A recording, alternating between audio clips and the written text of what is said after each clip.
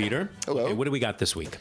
We've got, first of all, Tab Hunter Confidential, which is the Jeffrey Schwartz documentary about the movie star of the 50s and 60s, Tab Hunter, who had kind of a comeback in the 80s with a couple of Divine movies co-starring Divine, Polyester and Lust in the Dust. Yeah, odd coupling. Yeah, so this movie tells the whole story of his career and life from birth to death, not to death, from birth to today. He's still with us, Tab Hunter. So we get him sitting for Talking Heads interviews, and we get a lot of clips from his career. Not a lot of perspective from other people. It's mostly him narrating his life, much like his book, which co-written with Eddie Muller, that has the same name. The film is really based on his memoir. He co-wrote it with Eddie Muller. I didn't realize that. Yeah. Okay. So, I think it's, especially if you don't really know too much about Tab Hunter's life, I think it's interesting just to hear his account of what it's like to be gay in Hollywood and go out on all those studio-sponsored dates, and then how his life is sort of resolved into a happy retirement. He's a very gentlemanly guy. He doesn't really call out people the way that he might about having to work in the closet back in the day in the 50s and 60s. But I think it's interesting nevertheless just to see this movie star from that era talk us through his life and career. All righty, Tab Hunter, Confidential. It opens this Friday, November 6th at the Opera Plaza in San Francisco. And we should point out, too, you have an interview with him on your YouTube channel. I do. Right? And his partner, Alan Glazer, said it was the best researched interview he had ever heard, which is high praise, I think. All right. I'll sit here humbly and listen to you say that. All right. What about Spotlight? Spotlight is looking to be a pretty major player in the awards season this year. It's directed by Tom McCarthy, who did The Visitor and The Station Agent. And it's a fact-based story. It's about the Boston Globe investigative team, the Spotlight team. That's what the film is named for. And Michael Keaton plays the head of the team, and it's a four-person team of journalists who take on stories that they report on in these long series of articles. So they find a big story and they go after it hard. The film sort of shows their dogged footwork, shoe leather in investigating these stories, and particularly in this case, the Catholic Church sex abuse scandal is the story they're pursuing in the film in the state of Massachusetts and in and around Boston. And so you see over a long term them investigating this story, the resistance to it, the political resistance. Liev Schreiber plays the editor of the paper. Michael Keaton's the head of the team. Mark Ruffalo, Rachel McAdams, and Brian James Darcy play the team. And it's pretty rigorous, I think, in depicting how this went down. And it's a compelling story. It is reminiscent of the great journalism movies like All the President's Men, in the sort of conspiracy kind of tones to the story, and there's a lot of suspense. The way it's dramatized and presented, it's like you're given a piece at a time, and another piece, until you at one point you just go, oh my God, and then how could it get any worse? Right. Yeah. And the acting is all quite fine from these players. It has a sort of low key tone as well. It could be a very salacious movie, but it never is, given the topic.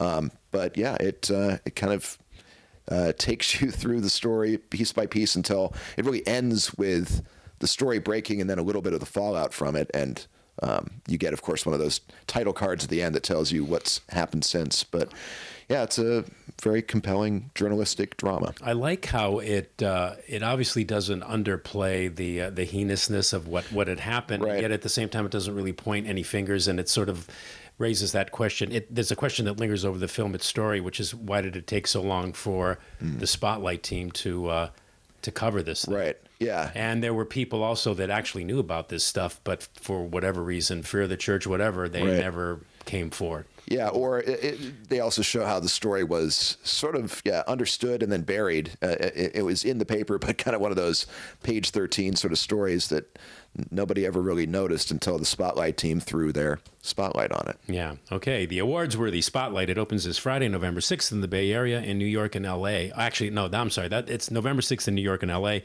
and the following Friday, November 13th, right here in San Francisco and San Jose. Okay. All right, what do we got here next? Miss You Already. Yeah. I've got some stuff to say about this. Oh, good. Go ahead. This is your moment. Spotlight. Well, Miss You Already is a comedy drama directed by Catherine Hardwicke and starring Drew Barrymore and Toni Collette as best friends. It takes place in England, so Toni Collette's using her more natural dialect, and Drew Barrymore plays an American who's transplanted to England, and they're besties, and you get to see them, having fun as besties and going through, their relationship issues. And Drew Barrymore, kind of her main thing in the movie is that she's having a child at last. She's been trying to have a child.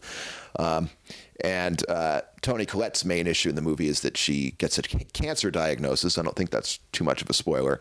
And so they're it's in the trailers. Trying to help each other through these issues as best they can, though there's issues and like the Drew Barrymore character feels like the Toni Collette character isn't really supporting her enough. But on the other hand, well, she's dealing with cancer, so and she's kind of acting out based on that. So it's a movie about female friendship, which is a good thing in our marketplace. It's a rarity.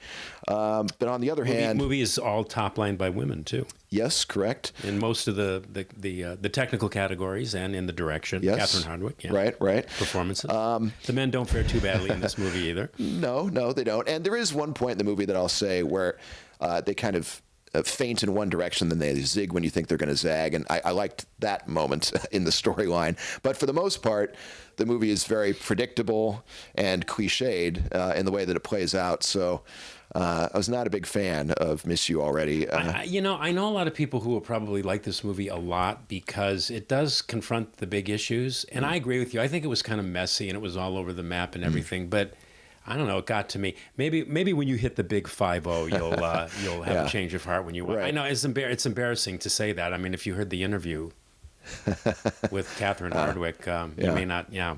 Well, I mean, want to tell people you know me. And I will also say that I love these two actresses, but right. But I think Toni Collette has been allowed to sort of overact in this movie, which really disappointed me. Drew Barrymore, I thought, was actually really good in this, but she's fighting, I think, kind of a lousy script. All right. Miss You Already. It opens this Friday, November 6th in the Bay Area. Okay. Sandra Bullock is next here. Sandra Bullock is next. The movie is Our Brand is Crisis, directed by David Gordon Green, who's at that stage in his career where he's doing One for Them, One for Me, and this is One for Them. It's a Warner Brothers release starring Sandra Bullock, and the big story on this movie that everybody talks about is that she's playing a part written for a man, and she convinced them, well, why not me? And so there she is, starring as a political crisis or a political advisor, consultant for campaigns, a campaign consultant.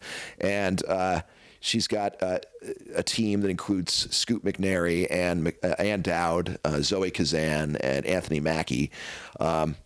And they're all working to get this Bolivian presidential candidate into office. This is set in 2002 in Bolivia. And it's inspired by the 2005 documentary of the same name, Our Brand is Crisis. Mm-hmm. But obviously it's a very fictionalized version of how it went down. And Billy Bob Thornton plays her rival, Sandra Bullock's rival, another campaign consultant for another candidate. And they have a history, personal history, both a relationship history and a history as sort of enemies and colleagues in this world of political consultation.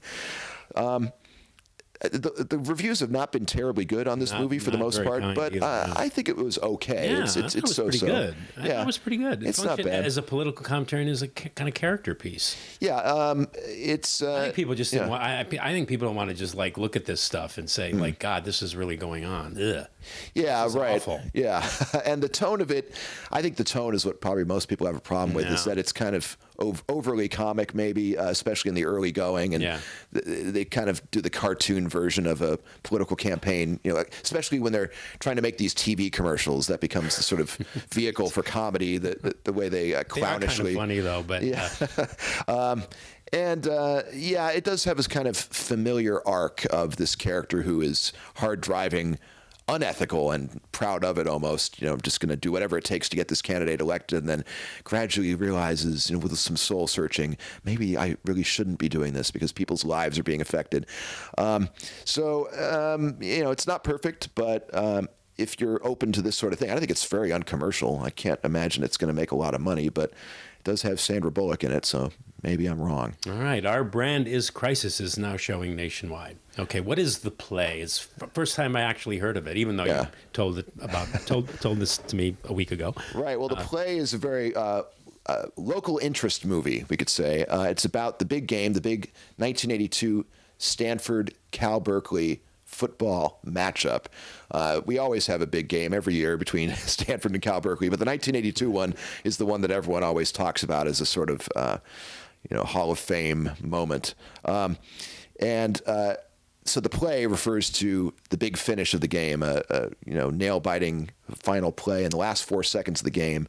And it's such a famous play. It's had, a Super Bowl commercial devoted to recounting the play. It's had, probably annual reminiscences on sports network TV like ESPN and all this kind of stuff. So it's been heavily covered before, but this is a full feature devoted to this game and this play and the backstory to it and the fallout from it. You get Cal coach Joe Kapp, Stanford coach Paul Wiggin being interviewed, John Elway, who was the Stanford quarterback at the time and went on to the Denver Broncos, KGO sportscaster Joe Starkey, who had the famous line, "The band is out on the field, the band is out on the field." Right. And then you also get members of the band interviewed, talking about like the trombone player who famously got knocked over in the end zone. So there's a lot of footage of the game. The soundtrack is a lot of the Stanford band, like playing All Right Now. And it's smoothly produced.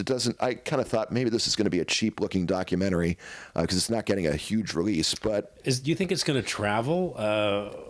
Well, yeah, I think with football fanatics, and especially college football fanatics, this is a really famous game.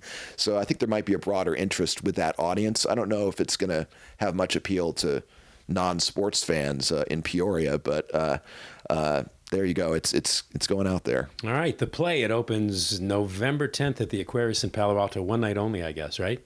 Right. Yeah. And then November 11th and 12th at the Shattuck in Berkeley. And then it's going to be available on VOD, I guess. Yeah, and DVD. I think concurrently almost with the release. Yeah. All right. So, okay. So it looks like, 3 out of 5? Yeah. Actually 4 you're recommending. Yeah. Okay. So Groucho's not that Groucho this not week. a bad week. All right. And next week, what do we got? Next week, we've got Gaspar Noé's sex movie, Love, ironically titled Love, I guess. It's in 3D, too. Right, yes. It's not simulated. They're actually doing it. Yeah, well, Gaspar Noé is an envelope pusher. Yeah, he is. We've got the new James Bond movie, Spectre, that little indie film. Thebe, which is, I think, the Jordanian Oscar contender for Best Foreign Film. And Heart of a Dog. It's a documentary by Laurie Anderson. All right. Sounds good to me. Peter Canavesi, GrouchoReviews.com. Thank you, Peter. And we'll be right back with more Celluloid Dreams in just a minute.